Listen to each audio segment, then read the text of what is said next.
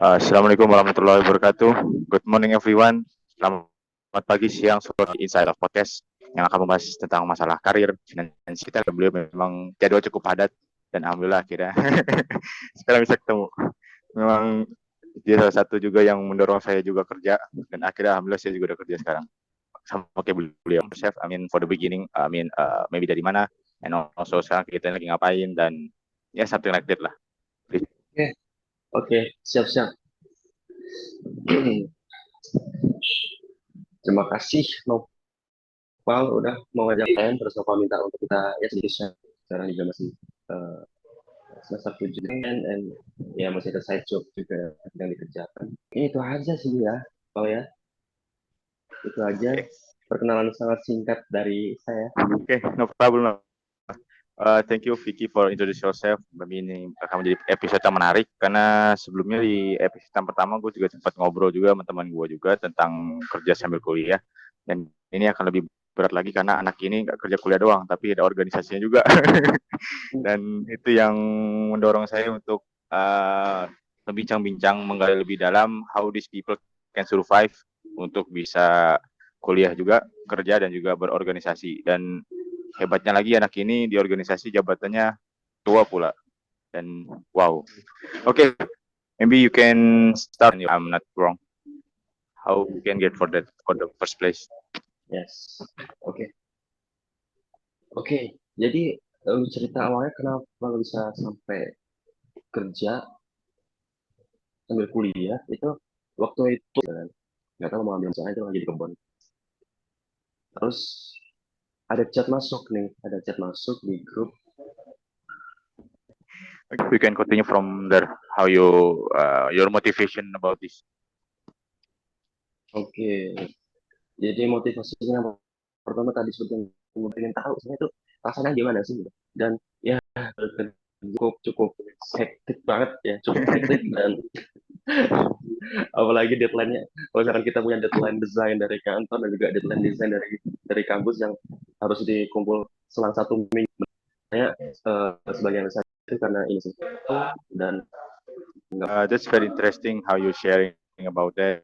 That I mean motivasinya sebenarnya sama kayak gue. Pas gue juga lihat orang-orang juga kan, pas teman gue juga dia cerita kuliah sambil kerja. Kebanggaan ada pride ketika lu kuliah sambil kerja ya kan. ya Walaupun emang ya, istilahnya yes kerjanya juga masih ya misalnya kayak kita juga kan masih beginner lah, masih iya awal-awal banget. uh, Tapi itu kayak ada rasa kebanggaan sendiri kalau apa ya kalau teman-teman kita dan gue juga akhirnya bisa kerja sambil kuliah. Dan ini paling-paling penting juga nih masuk ke segmen berikutnya adalah how you manage schedule. I mean because mungkin awal-awal semester 4 itu kan juga lu udah mulai tuh agak sibuk-sibuk di himatur dan sebagainya sebagai ketua dan lebih ya dan gue tahu lu juga kerja kan, dan mati gue anak ini sibuk banget kata gue, ya gue juga kuliah apa, oh kerjaan kantor lagi banyak aja, tugas kuliah suka keteteran, anak ini pakai ketua hima pula, kata gue ada angin apa ditunjuk. Nah how you maybe share your experience how to manage about this? oke dan next-nya pertama eh, tiga kegiatan yang satu dari organisasi untuk manage teman-teman dan kegiatan program kerjanya, manage untuk schedule dari kantor dan juga manage untuk kegiatan kuliah.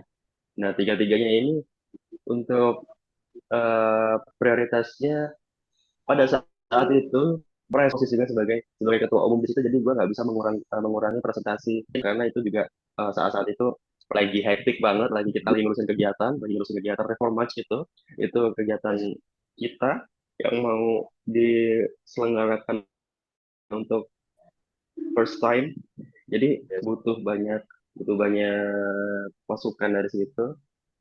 Tapi untuk kerjaan ya nggak tinggal juga mungkin mungkin sebentar, tapi di situ gua agak sedikit menekan untuk kita ngobrol yang penting-penting aja.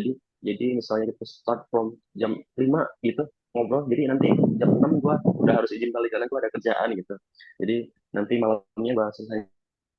Ini maksud gue bukannya perkuliahan gue nggak penting ya, cuma cara manage gue di sini adalah gue ngelihat seberapa urgent nanti gue bisa mengejar hal-hal itu gitu. Jadi kalau misalkan gue rasa untuk perkuliahan gue mata kuliahnya bisa kayak di handle dalam waktu 1 atau 5 jam itu, jadi gue akan sedikit menekan dulu untuk nggak fokus di situ, karena biasanya gue untuk mengatur ini, karena kerjaan gue desain dan juga kuliahnya juga desain.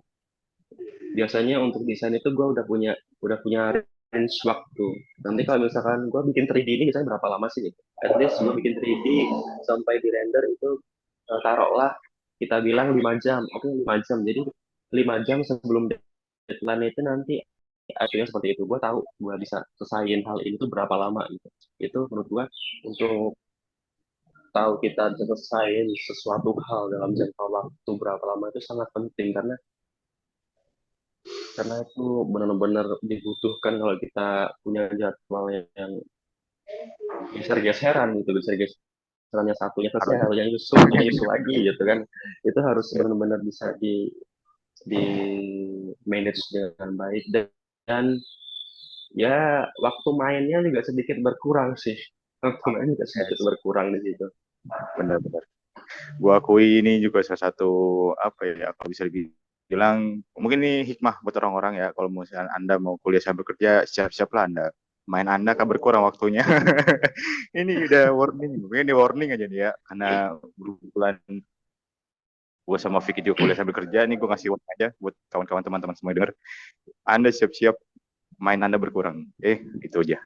Yes. Uh, ini penting juga nih. Kalau misalnya lu tadi bilang manage waktu ya, dan juga kalau dulu juga Katik pernah bilang harus set target ya. Itu harus set target, deadline dan sebagainya. Pernah nggak lu bentrok? Dan gimana mengatasinya? Mungkin pasti sering, karena gue Bentrok. juga banget sering kayaknya. Kayak misalkan jadwal ini mepet, Yes. terus itu mepet, dan Mm-mm. mana lu duluin. Sering bentrok, sering. Cara gue mengatasinya adalah karena kita ini bisa gue bilang kita berurusan langsung dengan manusia juga ya, dari organisasi ini. Kalau misalkan bentrok, gue akan bandingin kira-kira sifat dan sikap dari tiap-tiap manusia ini nih gimana. Misalkan sikap eh, dari owner perusahaan kerjaan gue nih, taruhlah dia kalau misalkan minta itu harus ada saat itu juga. Nah, itu bahaya tuh. Sering gua. Kalau minta harus ada saat itu juga. Nah, dan dibandingkan sama eh, kegiatan gue di organisasi ataupun yang berkaitan dengan organisasi, misalkan minta surat segala macam, tapi gue tahu orang ini kalau misalkan minta surat itu nggak pernah diburu-buru, jadi masih bisa dinego gitu, masih bisa dinego untuk hari selanjutnya gitu. Nah, biasanya itu kan kalau bentrok, gue bakal menganalisis sikap orang-orang di situ. Jadi kira-kira ini nanti bapak ini biasanya seperti ini nih gitu. Jadi mungkin bisa gue tahan sama salah satu orang ini. Kalau misalkan gue udah ada jadwal sedikit di situ atau gue udah ada kerjaan sedikit, jadi gue mau nyelesain ini dulu ya gitu. Gue mau nyelesain kerjaan gue dulu, baru nanti mungkin kita bisa ada waktu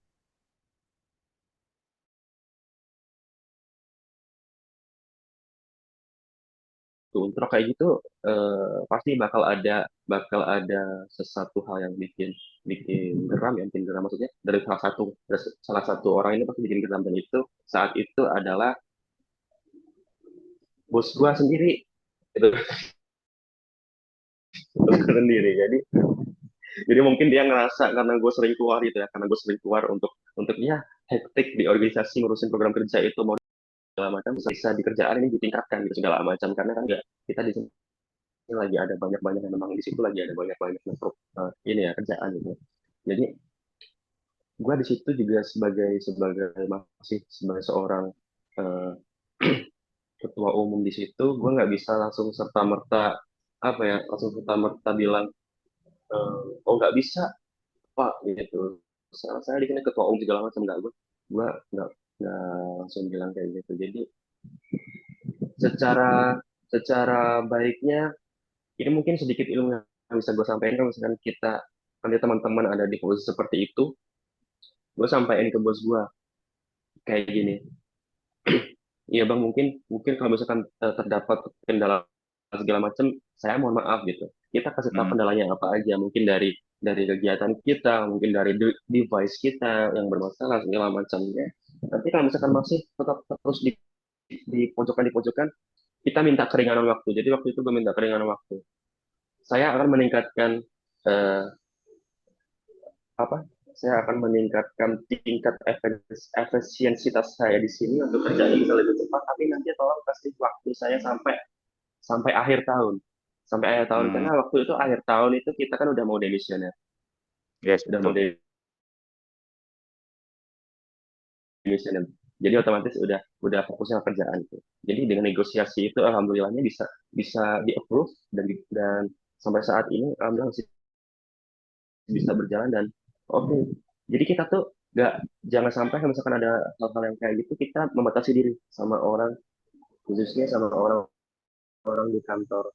Membatasi diri dalam artian kita nggak pernah cerita sama mereka tentang Ah, kegiatan kita apa aja kita nggak pernah cerita penting. kegiatan kita ini at least ada pencapaian sedikit dengan dari kegiatan kita tuh kita omongin Benar. sama mereka jadi rasa bahagia yang kita rasain tuh seenggaknya bisa kita share juga ke mereka jadi mereka tuh nggak serta merta langsung langsung ngekat kegiatan kita nggak boleh ada kegiatan di luar jam kantor gitu.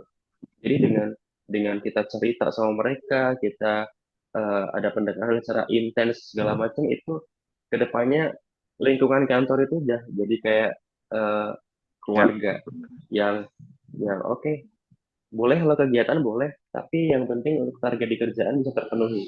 Lama-lama nanti betul, kayak betul. gitu. Bos gue juga sering bilang gitu soal itu. Pokoknya saya nggak peduli kamu punya kerjaan apa di luar, mau apa kayak gimana, yang penting kerjaan lu kelar. Itu penting. Ya, Bodoh yang amat. penting kerjaannya kelar. Mau bikin bisnis, mau apa kayak organisasi banyak 50, yang penting gue kasih kerjaan tugas lu kelar. Karena ini juga menarik sih. Iya. Kalau misalkan gue juga pernah ingat waktu itu kan lagi urusan Danus ya di Hima kan. Waktu itu ketuanya Madina kan. Dia kan juga minta Mm-mm. tolong gue desain kan. Terus gue bilang, ya udah Ya. kata gue butuh kapan. Gue selalu gitu gue kalau nanya butuh kapan karena gue tahu karena padat guys sorry. Iya.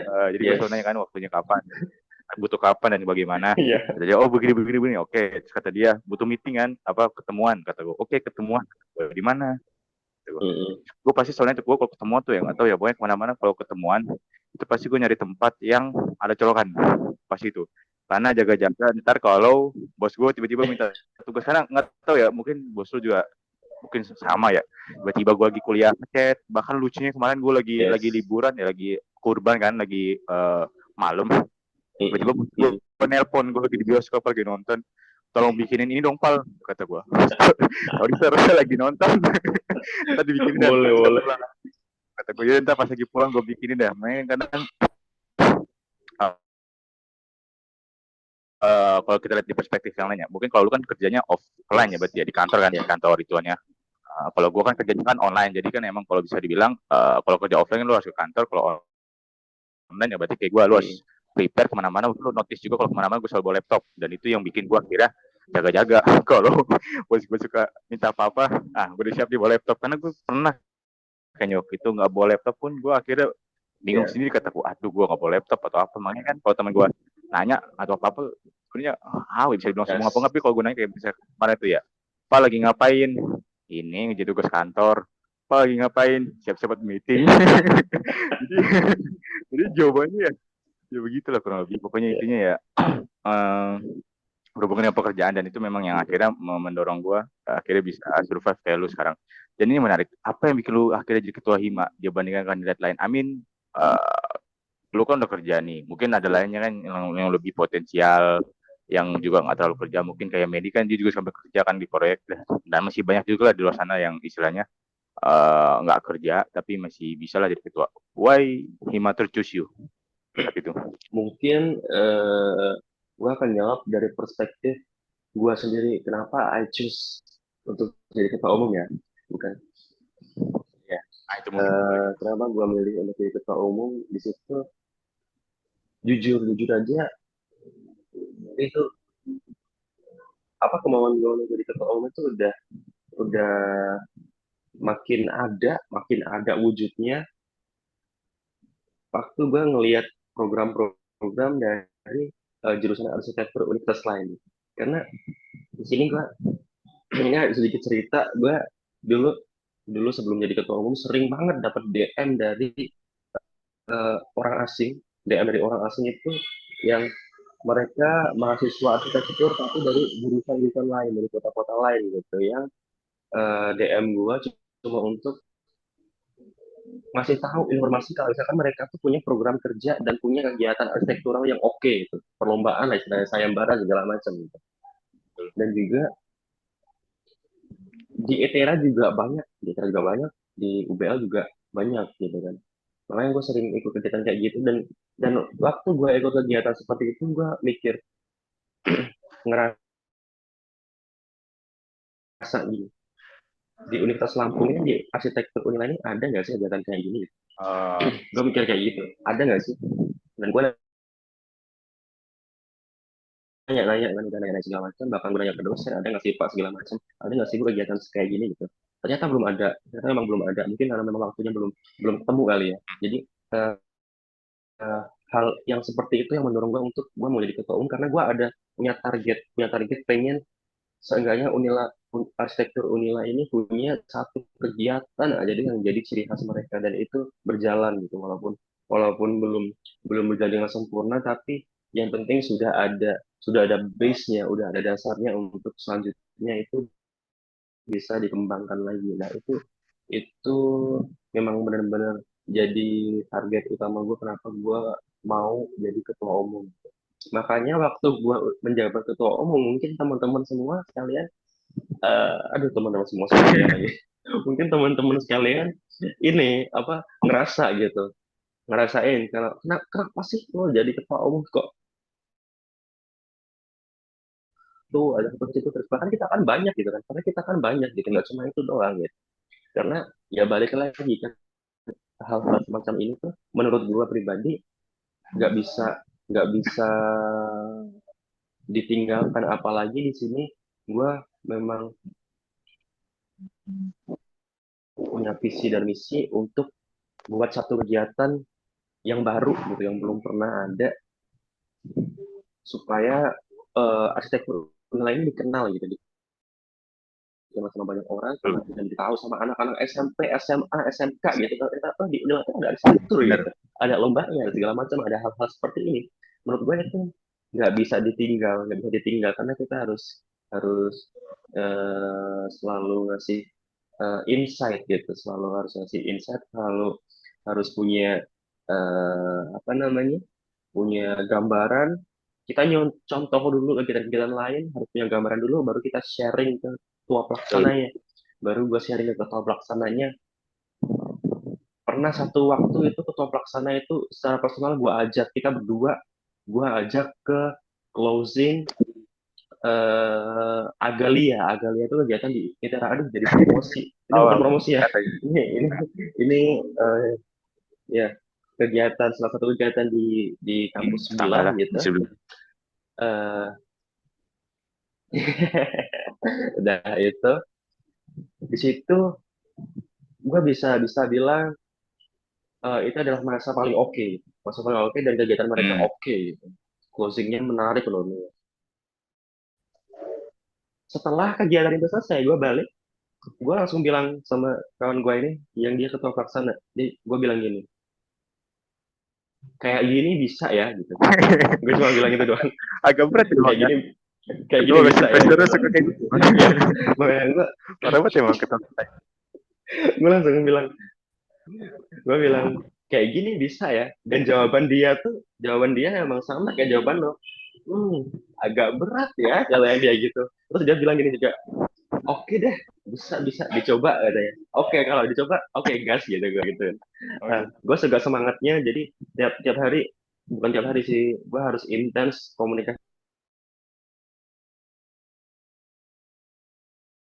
sama dia. Itu yang dikorbankan, banyak kegiatan yang memang harus ditahan dulu, banyak rasa-rasa pengen main yang harus ditahan dulu. Dan alhamdulillah itu terbayarkan dengan kegiatan kita bisa berjalan dengan lancar, bisa bisa dikenal sama orang-orang lain di fakultas juga, alhamdulillah bisa disupport dengan baik, dan juga dapat eh, dapat respon yang sangat sangat baik dari fakultas dan juga jurusan. itu yang bikin gue seneng sih sampai sekarang, walaupun memang kalau diingat-ingat dulu rasanya yang di awal memang banyak banget hal-hal yang harus dikorbankan dulu, banyak kegiatan-kegiatan yang harus kita hold dulu supaya kita bisa fokus ke situ. Dan kalau misalkan sekarang, karena sekarang gue udah di Indonesia sekarang, gue cuma bisa nginget-nginget masa-masa itu yang kuliah, masih organisasi, masih kerja, dan tiap malam itu HP itu nggak pernah diem rasanya, kayak bener-bener Yes, yes. bener-bener entah itu chat masuk, telepon berkali-kali segala macam, itu bener menjadi pelajaran yang berharga sih. Dan belum tentu bakal gue dapetin lagi ke depannya. Dan di situ gue sangat-sangat bersyukur bisa berhadapan dengan orang banyak, bisa tahu karakter orang masing-masing. Ternyata orang-orang itu punya karakter yang beda-beda, dan tahu ternyata ada orang-orang dengan karakter yang sangat-sangat unik gitu menurut gue, sangat unik. Dan gue sampai bisa mikir, oh ternyata ada ya orang seperti ini di dunia ini, ternyata ada gitu. Itu bikin perspektif gue sama orang banyak tuh jadi berubah. Hmm, Jadi gue tahu ternyata orang-orang tuh punya punya personality yang beda-beda gitu. Rasanya juga bahkan orang yang personality-nya unik pun ada, dan itu juga nggak bisa kita salahkan. Itu jadi pembelajaran gue untuk bisa bisa kasih pelayanan kepada mereka dengan baik. Jadi gue kuliah sambil kerja, kuliah sambil organisasi, itu salah satu pelajaran juga untuk gue, bagaimana gue uh, caranya berkomunikasi dengan orang, dan juga tahu sifat-sifat orang dan cara menanganinya juga. Itu sih yes, yes. yang bikin gue bersyukur. Ini salah satu hal yang juga gue sering denger ya. Gue bukan pengen ngomongin tapi ya, I mean, Mm-mm. ya both of us lah. Berdua dari kita juga pernah ada omongan di belakang, gue bakal mention orangnya gak enak. Yes. Pokoknya ada yang ngomongin lu juga, di Fosi juga ada yang ngomongin gue dan sebagainya. Bahkan ketika gue masuk Fosi pun kan gue udah warning kan, gue udah kerja nih, gue malas sebenarnya organisasi kan. Kata gue, oh gak lah, kata gue, udahlah gampang diatur, kata gue. Ya udahlah, nggak apa. Berjalannya waktu ya kayak lu juga lah. Mungkin mungkin nih ya notice ya buat Himater, mungkin kedepannya tolong dibuat podcast juga kayak Fosi. Mungkin kalau misalkan gue waktu itu jadi ketua media, apa Himater, mungkin ceritanya bakal lain kali ya. Karena gue juga sama kayak lu sih modelnya sih ya. Karena gue tuh sebenarnya di Fosi juga waktu ketua media kan, sama kayak lu juga pas organisasi tuh pengen bikin impact sebenarnya. Karena mungkin notice, kalau mungkin lu notice ya di LinkedIn juga udah ada Fosi, itu karena kegelisahan gue waktu itu, gue pengen nambahin pengalaman di LinkedIn tapi nggak ada Fosi. Himata mungkin bisa bikin, tolong. Uh, Terus juga next, podcast waktu itu kan juga belum prepare kan, nggak tahun lalu waktu sebelum gue nggak prepare banget.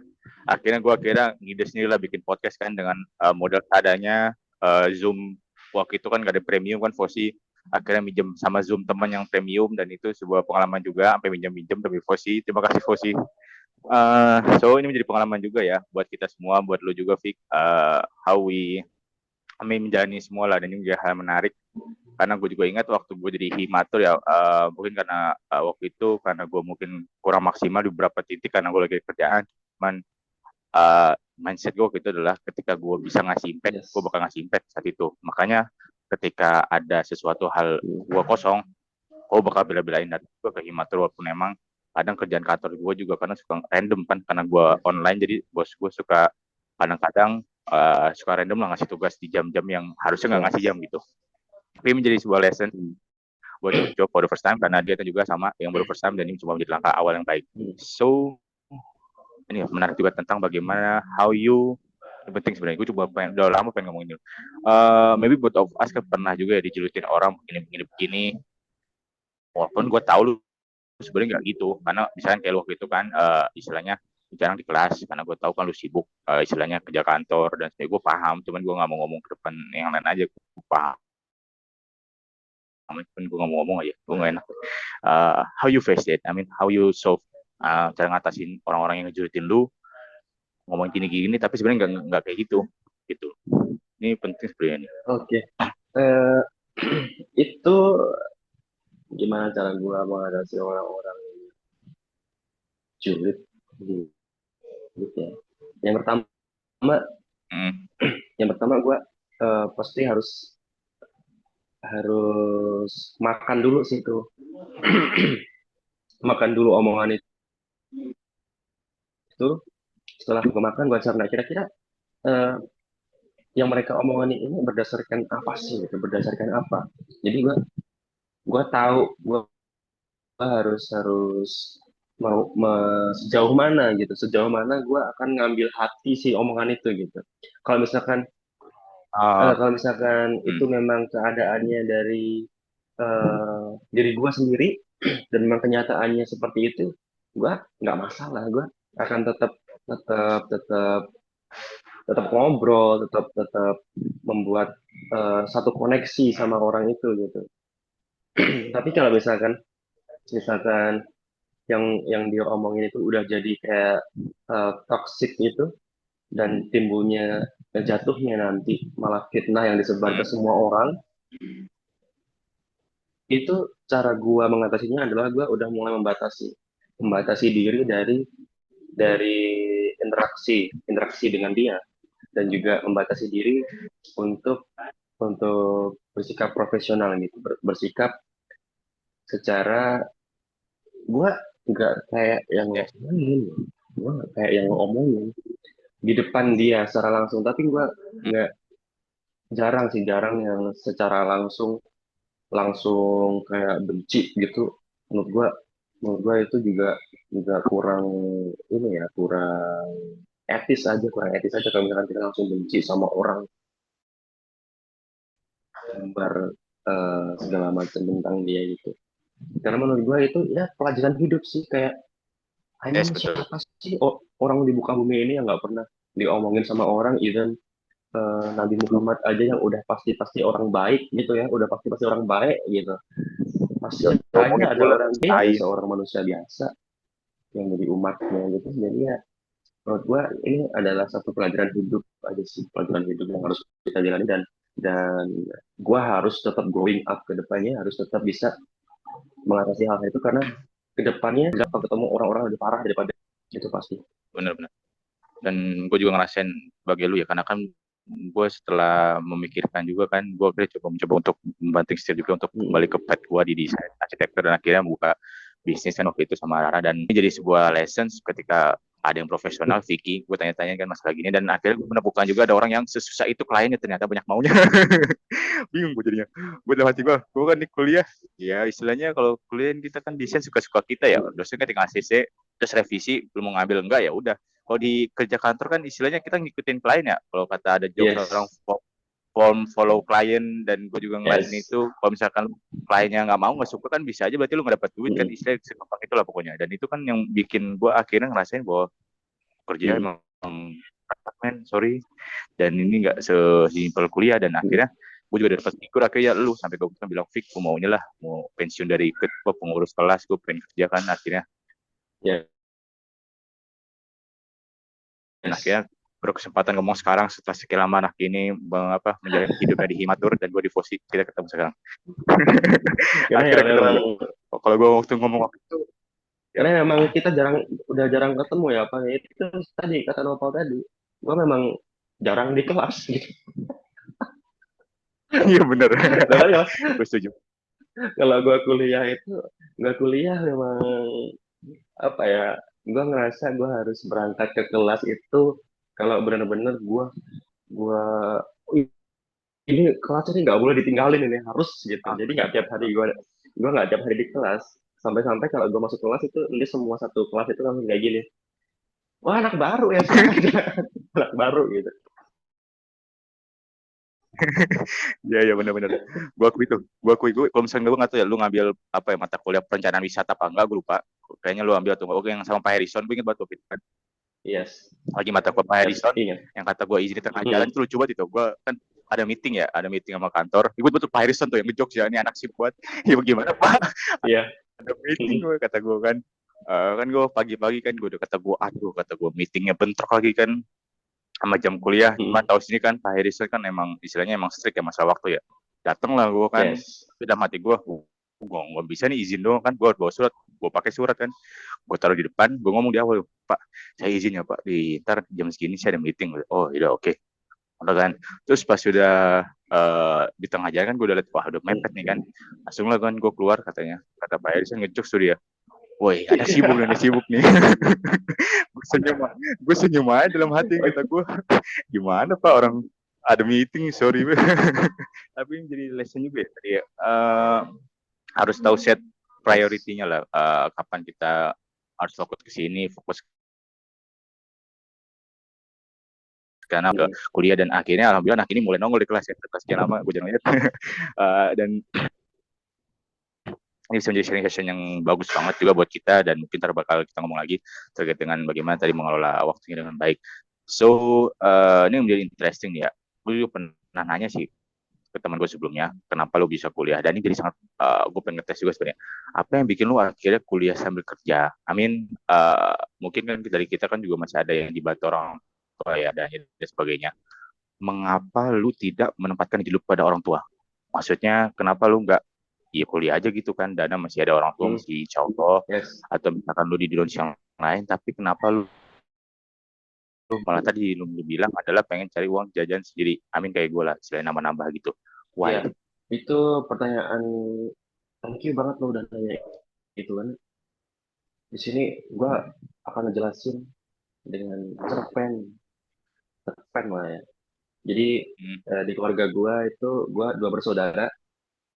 Gue anak pertama, dan jarak gue sama adik gue itu cukup jauh. Gue baru punya adik itu waktu gue kelas 5 SD. Sama berarti ya, 6 tahun berarti jatuhnya ya? Yang sih kurang lebih 5-6 tahun ya? Apa jawaban? No. 12 tahun, hampir 12 tahun. Ya. Ya, hampir 12 tahun jarak gue sama adik gue, dan adik gue ini cewek. Ya, jadi tinggal di rumah, dan gue anak pertama, gue sebagai cowok, gue udah ikut kegiatan orang tua gue, karena basically orang tua gue adalah petani ya, orang tua gue petani, dan gue secara nggak langsung di situ sering diajak untuk pengolahan lahan tuh gimana dari awal sampai tanam benih, sampai benihnya habis, sampai tanamannya habis, sampai diolah lagi gitu. Dan di situ sembari kita ngolah lahan, gue langsung move forward. Waktu kuliah pun, libur kuliah sebelum gue kerja, gue pulang, karena kan kita kuliah libur lama ya, 1,5 bulan, hampir 2 bulan juga. Betul. Nah, gue pernah satu kali itu libur kuliah, pas banget orang tua gue lagi mau musim tanam di situ. Gue ikut mulai dari pengolahan lahannya, gue ikut dari mulai tanam benihnya sampai ngurusinnya sampai selesai benih itu habis, tanaman itu habis sampai mau diolah lagi, gue udah ikut. Dan di sela-sela kita ngurusin itu pasti gue ada obrolan sama orang tua gue. Di situ kita lagi panas-panasnya, lagi masangin plastik itu, plastik musa itu penutup tanah supaya di tanaman itu nggak ada rumput-rumput. Lagi masangin itu, gue sama ibu gue, kita hadap-hadapan itu kan. Terus gue bilang gini, aduh ya ampun pak, panas banget gitu kan, gue bilang gitu. Gue bilang gitu. Terus ibu gue bilang kayak gini, ya gini lah mas gitu kan. Kalau misalkan orang petani mah kerjanya kayak gini, panas gitu kan, capek. Makanya kamu kalau misalkan sekolah itu yang benar gitu, kuliah yang benar supaya nanti hidupnya nggak kayak ibu bapak segala macam.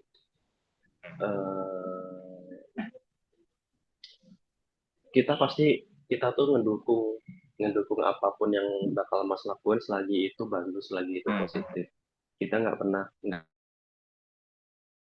akan pernah membatasi gitu. Dan yang penting kuliah yang benar, bisa jadi orang yang berguna sama orang banyak. Di situ benar-benar menurut gua perkataan itu langsung kerasa gitu di diri gua, karena pas ibu gua selesai ngomong itu, gua langsung balik badan. Kenapa? Karena gue nangis di situ. Lo bayangin gue nangis di situ, di kebun panas gue nangis karena ibu gue ngomong kayak gitu. Jadi eh, yang bikin motivasi gue kenapa gue mau kuliah sambil nyari duit istilahnya adalah gue nggak mau membebani orang tua gue dengan mungkin keinginan-keinginan gue yang banyak gitu. Ataupun kebutuhan kuliah yang memang nggak sedikit. Dan di sini juga selain itu gue pengen pengen tahu sih rasanya sebenarnya gimana sih kalau cari duit itu Parah susah juga, apa ya sih, bener. dan ternyata memang memang dengan kita tahu proses nyari duit itu kita jadi lebih kayak jadi lebih menghargai keberadaan uang gitu.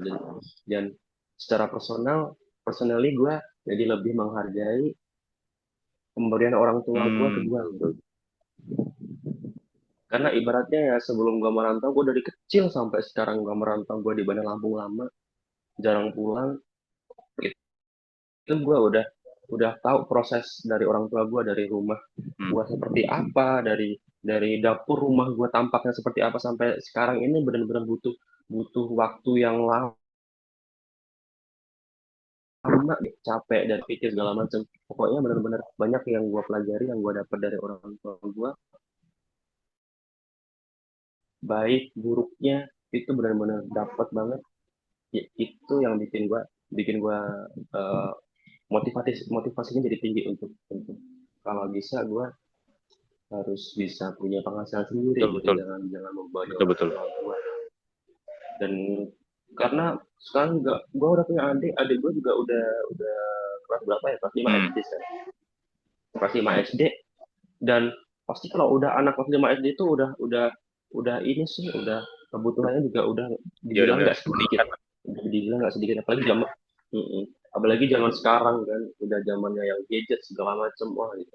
Jadi sebisa mungkin gue nggak mau membebani orang tua gue sih, walaupun ya masih ada sih sedikit membebani, masih ada sedikit minta segala macam gitu kan, Karena banyak lah ya. tapi harapan gue ke depannya, ya harapan gue ke depannya gue bisa bisa stop untuk minta gitu, stop untuk minta lagi ke mereka, dan gue bisa secara berkala, bertahap, dan apa ya, bisa ngasih mereka seenggaknya sedikit yang gue punya secara terus menerus gitu. Harapan gue ke depannya itu sih, karena ya memang siapa sih yang pengen lihat orang tuanya terus-terusan capek gitu kan. Hmm, hmm, hmm. Gue juga Ya, juga ini pengen orang tua gue senang gitu. betul betul. Ini yang bisa menjadi hikmah ya untuk bisa melihat orang-orang di luar sana yang melihat Vicky seperti ini, bahwa ya ini sebenarnya Vicky alasannya kerja begini. Karena mungkin kalau misalkan nggak tahu ya, orang-orang teman gue kan juga ada yang bilang lah pokoknya, wah keren nih anak ini Noval nih, kerja di kantor kemana-mana gajinya dolar ya, lu nggak tahu aja. Mak gue pernah bilang, nak kamu sekarang yang kerja ya nak. Astagfirullahaladzim kata gue kan. Orang gue masih kuliah gue udah disuruh kerja, maksudnya gue langsung disuruh jadi Hmm. beban kayak lu misalnya gitu kan, langsung dikasih pressure. Kata gue, oke lama mau nyari kerja kan, mungkin lu juga mungkin banyak juga belum tahu kan. Pas gue pernah bilang ke lu pertama kali gue mau nyari kerja itu kan gue juga bingung, kata gue kerja apaan kan, mungkin lu tahu gue lu suka ngopi kan, gue kerja barista sampai gue liburan. Yes, Di yes. situ gue dapat pemahaman itu kayak lu kan, ketemu orang klien banyak Hmm. salah wajar apa Hmm. ingat buat gue sampai ngerusakin mesin apa, mesin kopi om gue kan, apa itu punya om gue kan, Ya.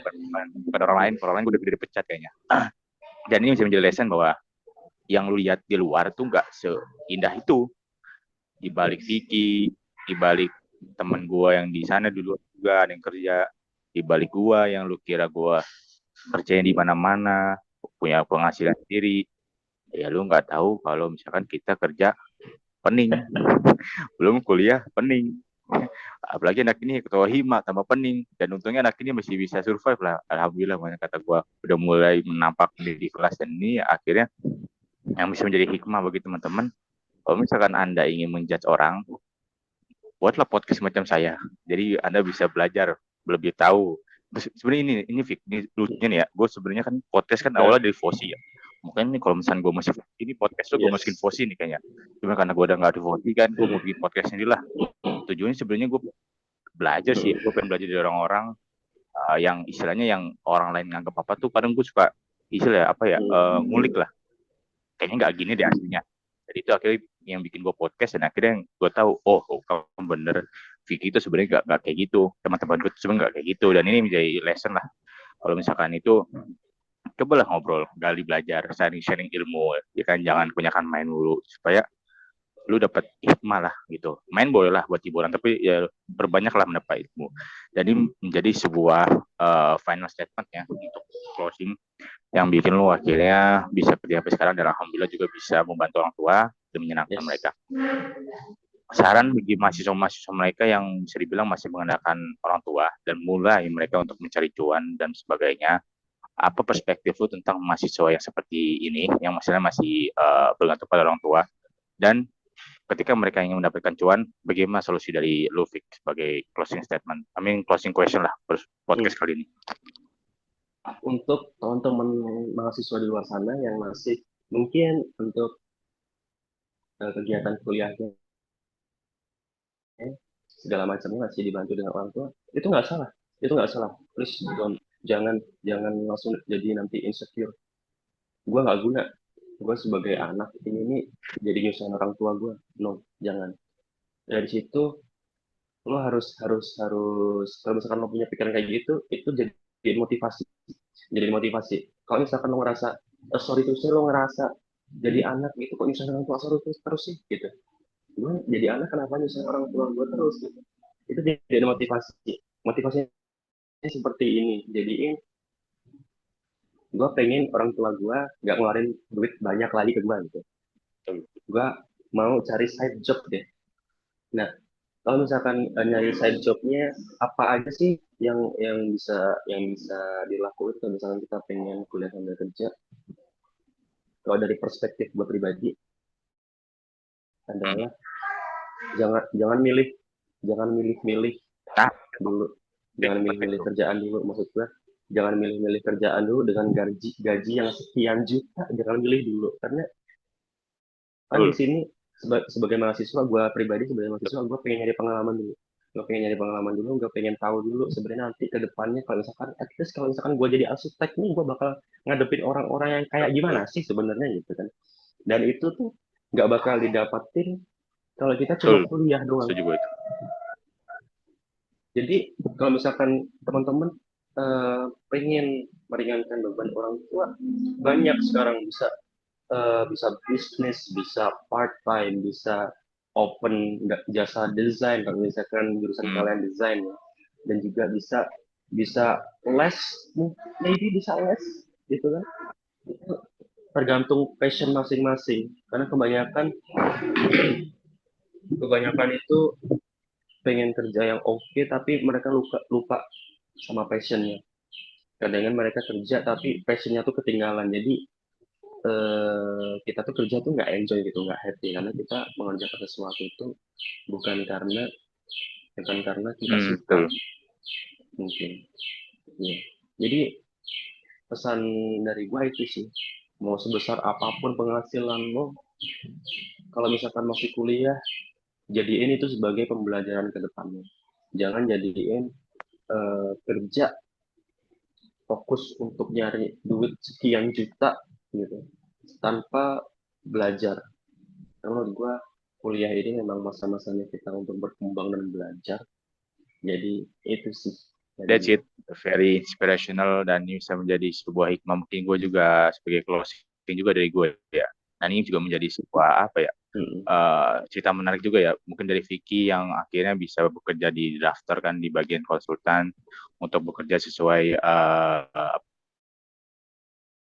passionnya dia, dan di sisi lain gue yang kerjanya random kan, dari barista tiba-tiba ke konten, tiba-tiba sekarang bikin podcast sampai akhirnya gue Yes. buka balik ke jalur yang benar di arsitektur, walaupun ya masih awalan juga lah, dan masih belajar dari dulu. Dan ini bisa menjadi hikmah ya. Tadi gue setuju sama awal, kalau awal-awal mungkin jangan terlalu apa ya, cenderung idealis lah. Gue Yes. pengen kerja gaji segini-segini, sorry, gue juga awalnya begitu, cuman akhirnya gue ditolak, nggak dapet kerjaan, gue 300 kali gue ngelamar ditolak kan di email. Ini juga Yes. menjadi inilah cerita hikmah dari kita berdua, bahwa cari kerja nggak gampang, udah kerja terus nikmatin, karena orang juga itu ya, gue pengen kerja dapat duit, udah dapat duit malah stres kan, kerjaannya nggak sesuai, terus akhirnya keluar. Padahal ya memang risiko di kerjaan gitu kan. Mungkin lu juga ketemu orang juga pusing. Bahkan ketika gue juga mulai merintis untuk bikin bisnis di konsultan ini, di bisnis arsitek desain ini juga pening juga kan ngebangun timnya dan sebagainya. Dan ini bisa menjadi hikmah kita semua bahwa nggak ada yang mudah. Ya lu harus bisa lah untuk prepare itu. Mungkin itu that's the closing statement from Vicky. Maybe we can discuss lagi lah di lain waktu untuk membahas topik-topik yang lain, atau mungkin kita bikin sequel lah dari sini. Kita lihat nanti. Kita masih Okay, thank you Vic for joining this meeting for podcast Inside of Pod. I hope that in podcast bisa menjadi hikmah bagi teman-teman semua untuk belajar, untuk berkembang, karena memang gue bikin ini sebenarnya juga buat belajar gue juga sebenarnya. Belajar bikin podcast, belajar dari orang lain, dan juga sekalian belajar editing, dan juga sekalian lah pokoknya semuanya. Thank you Vic for joining. See you in another episode.